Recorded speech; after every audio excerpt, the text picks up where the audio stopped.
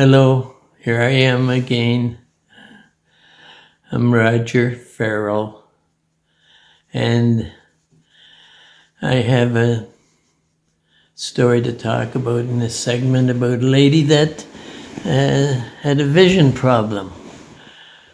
I want to mention, by the way, that in my YouTube stories or my books or my articles, I don't use people's real names. There is one name that's real, and that's not mine. Mine is real too, but beside mine.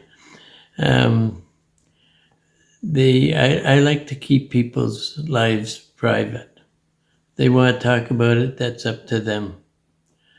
Some people do give me permission. I don't need it very often, or don't even use it very often at all, really, I guess. Maybe if somebody were to write me a compliment or something, I may use part of their name or the town they're from. Anyway, this segment has to do with vision, a person's vision. And it has to do with how, again, as I've said throughout my segments, videos, that we are the creator of our situations. And therefore, if our situation is difficult or a problem or an ailment, we are the creator of it.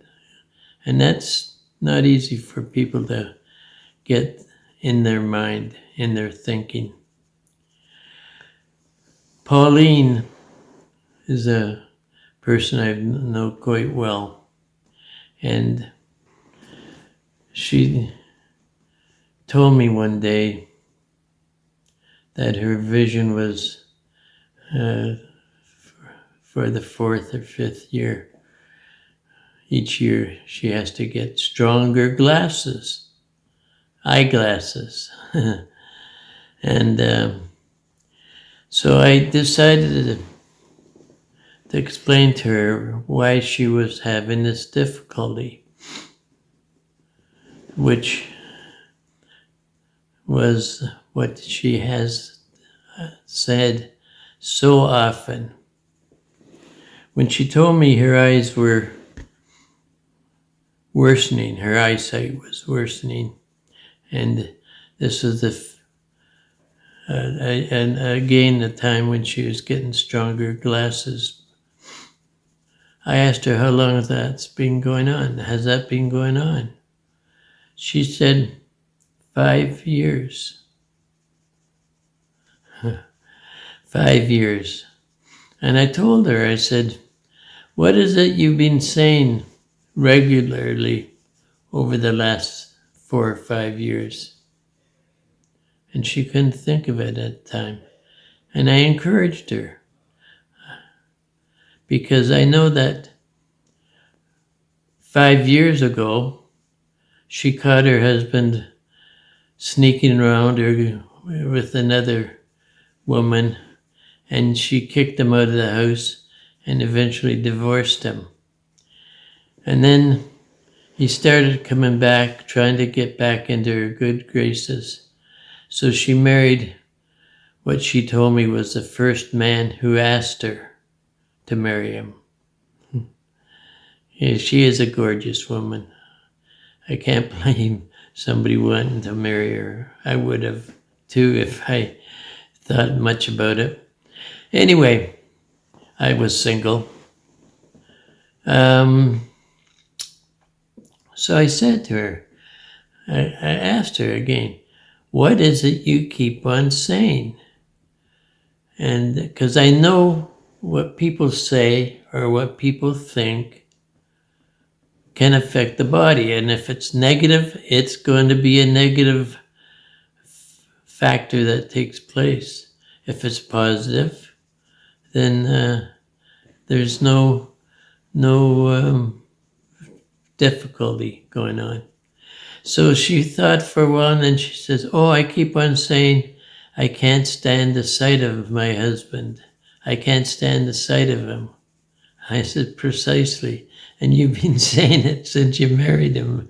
She said, well, I'm sorry I did. Well, you have to quit saying that. What you have to do now is try to impress yourself with another way of thinking that you can see him, you can look at him, and you can look at him as if he's a pleasing person, as if he is suitable. And it was hard for her to swallow, but she did it. She did it. And after 2-3 weeks, her vision was getting improving, and she didn't use her most recent glasses. And then in a few days later, she was using the glasses that she used 3 years earlier. And in another couple of weeks, she was back to this type of glasses she wore 5 years earlier. Now I'm using this as another one of my examples of how a person's thoughts and sayings create an effect in the body. The body doesn't want to be ill. It does follow commands.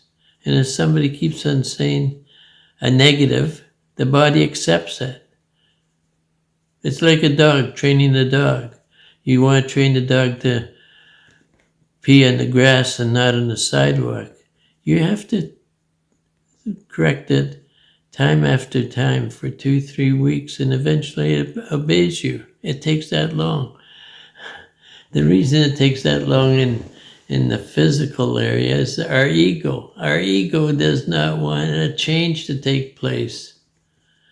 I have described the ego, I think, and if I haven't, I will. So now you can look at the various friends of yours and consider what might, if they have a problem, what they might have been saying. They bring that problem into being.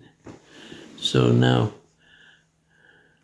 and I'm going to now give you my email address because I'm opening myself up to receive calls from viewers. And my email is a complicated email word, and maybe we'll come up with a better one. But right now it's penball@techsavvy.com. Spelled Paul, Edward, Nancy, Bat, Apple, Larry, @ Tom, Edward, King, Sam, Apple, Victor, Y.com. Tech Savvy is not spelled with a TECH, it's a TEKSAVVY, Tech Savvy. And my phone number, if you want to text me or call me for briefly, and no charge, freebie. That's 905-375-7581.